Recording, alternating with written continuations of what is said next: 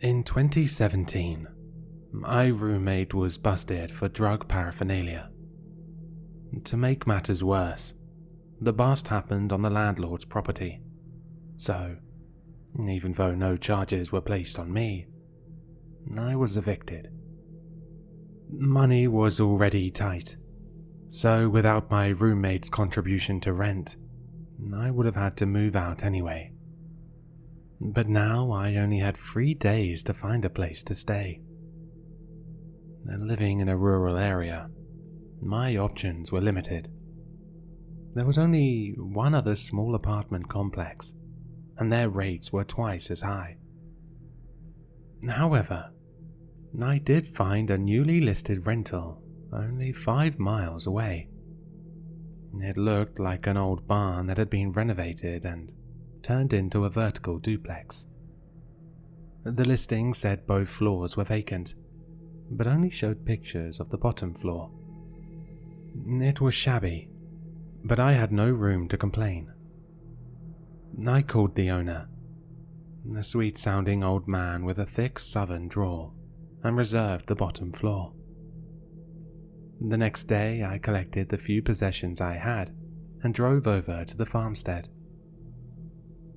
The old man was waiting for me at the main house. He looked like what I had imagined. Dirty jeans, old boots, a big belly and a long grey beard that matched his cotton shirt. I parked and headed over to greet him. "Howdy." He nodded at me as I walked over to him. "Hello," I answered, forcing any ounce of charisma I could muster into my tone. "I'm Melissa. Your property is beautiful." He extended his hand. "Eli, and thank you." I dropped my bags to welcome his handshake. "She's not what she used to be, but she's home." He knelt to grab my bags. "Oh, you don't need to do that. It's not that much," I told him, but he shook his head and picked them up anyway. "Where you're staying is around back," he said as he started to walk that way. "Sorry, but I don't have a driveway over to it yet. You're welcome to drive around and park in the grass if you'd like."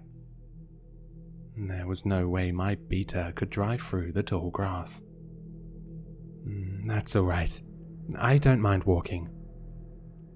The duplex was less than 50 yards away from the main house, and there was a worn path through the tall grass to get there. It was vertically symmetrical, with the windows in the same places for the first and second floor. The second floor window looked to not have any glass. It looked smaller than in the photos, but I was looking forward to the serenity of nighttime on a farm. He unlocked the front door and flipped the lights on. It smelled of hay, manure, and wood, something I would have to get used to. To my right, there was an old tube TV on a cabinet with a dusty recliner pointed at it. Behind that was the bathroom, and behind that was the bedroom. The kitchen was along the back wall. To my left was a ladder leading right up to a hatch in the ceiling. "What's that?" I asked Eli, pointing at the ladder. "That's the way upstairs for now. I'll be adding a door and steps upstairs to the back of the place eventually. Just haven't got 'em round to it." He dropped my bags in the center of the room. "Don't worry. No one else is living here yet, and I don't plan on renting the upstairs out until I've finished the other entrance." "That's okay," I said as I continued to look around the space. "Did you just turn this into a living space recently?" "Oh no," he answered. "My granddad turned this place from a barn into a house many years ago. For some distant cousins. Twins, apparently. I didn't know any of them very well. I just inherited this place a couple of years ago. Oh, I'm so sorry for your loss, I said, but he shook his head. Nah, I wasn't very close to my folks after 18. He huffed. I wasn't much into farming, but as I've gotten older, the more appealing it's been. My parents worked tirelessly to try and keep this farm as big and profitable as my granddad did, but they struggled. Since I had made a small farm of my own, I thought that when I inherited this place, that I could make it work. But I've struggled just like they did. That's why I'm renting out the place, he said as he shrugged. I'm sure running a farm is incredibly difficult, especially by yourself. Well, he paused. He looked around the room a bit before continuing. It wouldn't be so bad if it weren't for something messing with my crops and killing livestock. Oh, he looked at me. Now, I don't mean to scare you. I'm sure it's just a few coyotes, and the livestock are all the way past the house on the other side. His attempt to comfort me was appreciated, but I was starting to feel like this was a mistake. I would stay there for as long as I had to, but I'd continue looking elsewhere. I guess that was a positive of renting from this man, as there was no contract, and I just paid every month. I'm sure it's fine, I said, trying to match his affirmation. I don't have much of any livestock anymore, just a couple cattle and a few chicks, so I don't think it should be much of an issue. He handed me the key and stepped out the front door. If you need anything, just call me or come knocking. Don't be shy. Thank you very much, I told him as he walked back to his house. I walked around the space a bit before unpacking my bags and accustoming myself to my new home. That evening, I sat in the recliner and browsed on my phone for other places to stay. I looked for hours, expanding the boundary further and further away, but couldn't find anywhere I could afford. I even contemplated posting online for roommates, but after getting evicted due to the last one and the thought of living with a stranger, I would just as rather risk being eaten by the coyotes. It had gotten late, and I could already start to smell the dew on the grass outside. When I got up to go to bed, the floor creaked loudly with every step. It sounded like the entire house groaned for every move I made. I didn't remember the house being this noisy earlier. But perhaps the silence of the evening made it that much more noticeable. I made my way to bed, but hardly slept. The next morning, as I walked back to my car, I saw Eli carrying a shovel over to the barn. I waved to him, but he must not have seen me. He disappeared inside and I left for work. When I returned that evening, Eli was sitting on the porch smoking. He nodded to me as I got out of my car. "Hello," I called over to him. I could tell he had had just as long a day as I did. "Long day." "Same as always," he said and smiled. "Does misery love company?" I laughed. "Indeed it does," I answered. I walked over to him and we talked for an hour or so about our lives, growing up, and how we got to where we are. He was sweet and genuine, listening intently and sharing his own stories. It was exactly what we needed. "So, Am I the first person to stay here? I asked. Actually, I had one other lady stay here before you. She was probably about your age. She didn't stay very long, though. We had a bit of an argument early on. Dear, what happened? I asked. Well, she had rented out the bottom floor, but she had let her sister stay on the top floor without talking to me first. He sighed. I should have just let it go, since I'm still not ready to rent that top floor out. But it just seemed poor manners. I brought it up to her kindly at first, and she just kept denying it. But I would see them both, standing at the windows together, one in the bottom and one in the top window, staring at me. I saw them several times over the course of a couple of weeks, doing just that. He sighed again. They were odd ones. That's definitely rude, I replied. I don't blame you. He smiled at me. Well, it's late. It's about time we go to bed. He got up and headed inside. Good night. He called out as he closed the door behind him. Good night, I answered as I walked around the house and back to the duplex. As I stepped inside, I noticed the loud creaking again. With each step, a squeak echoed around the house.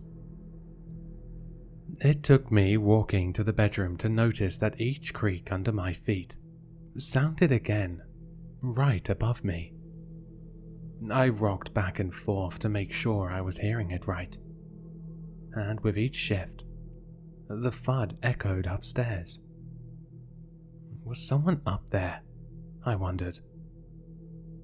Hello?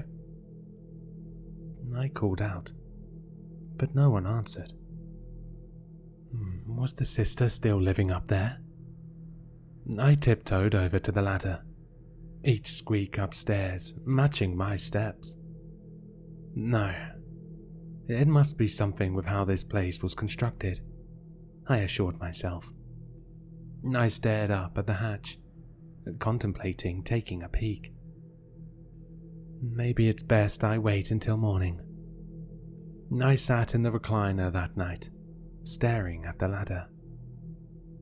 I may have dozed off a time or two, but it was another night of poor sleep. I didn't see Eli in the morning, or I would have asked him to investigate the second floor for me. I went off to work, but left early to check out the second floor before it got too dark. When I came back, Eli was back near the barn with a shovel, covered in dirt and sweat. I waved at him again, but he didn't see me. When I got to the duplex, I stepped around a few times to see if the creaks were echoing upstairs, but they weren't anymore. I turned on my phone's flashlight and climbed the ladder. I found the light switch and flicked it on. The second floor was identical to the first floor. Everything was exactly the same, except for the missing window pane in the front of the house, adjacent to the ladder. I crept over to the kitchen to see if there was anything to cover the window with, but all of the drawers were empty. Then I noticed the bedroom door was closed. I tried to open it, but the door was locked. Hello? I called out as I knocked on the bedroom door, but no response. If someone had been living on the second floor, they didn't have any belongings. The only way out that I wouldn't notice would be the open window, but there would be no way back in without a ladder. They might have been sneaking in and out midday while I was at work, but surely Eli would have seen an intruder I went back downstairs to find something to cover the window with. Despite how late it was, I decided to call Eli to ask him about the upstairs bedroom. I found a spare sheet under the bed as Eli picked up. Hello? Hey, Eli, it's Melissa.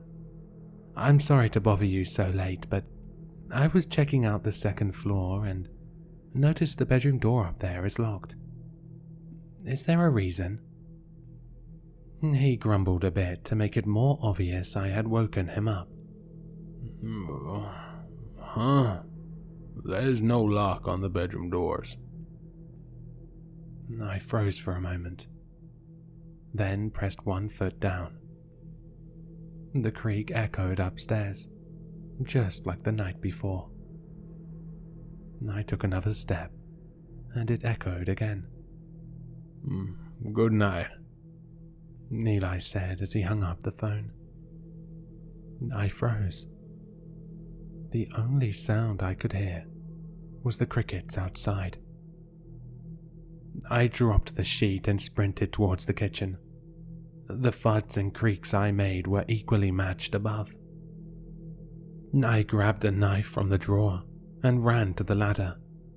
Again, every thump matched me in step. I climbed up and put my hand on the trapdoor, pausing for a moment to prepare myself, before bursting through.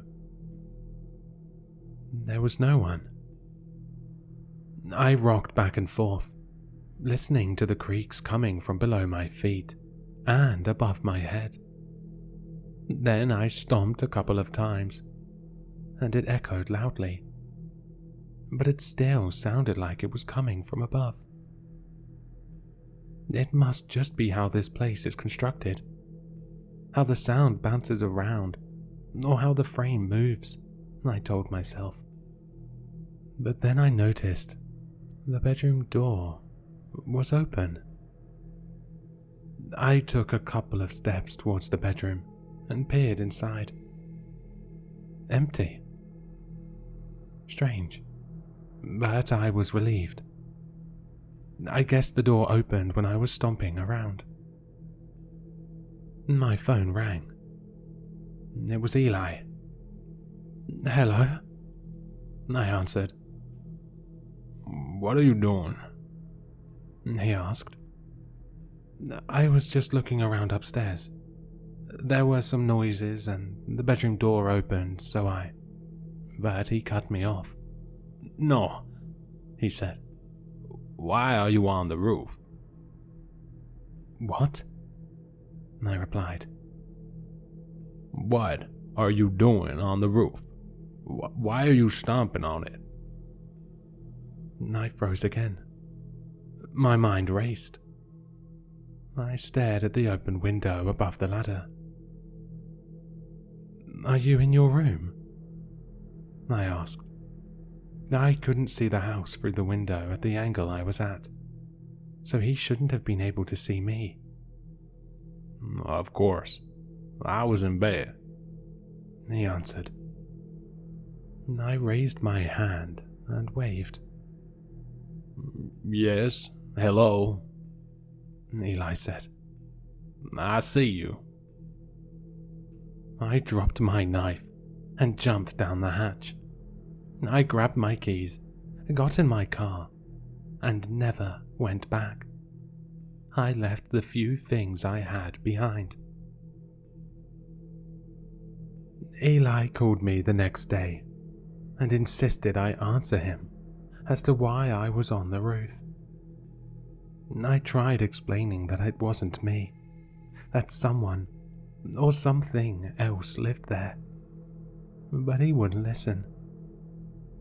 Before we got off the phone, he asked me why there was blood and feathers in the upstairs bedroom. I don't know, I answered. But I don't think you have coyotes. I don't think the woman who lived there before me had a sister. And I don't think your cousin had a twin.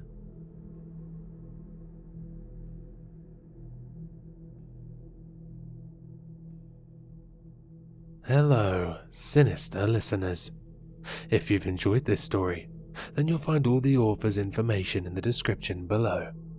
For more content, be sure to like, comment, and subscribe to succumb to the sinister.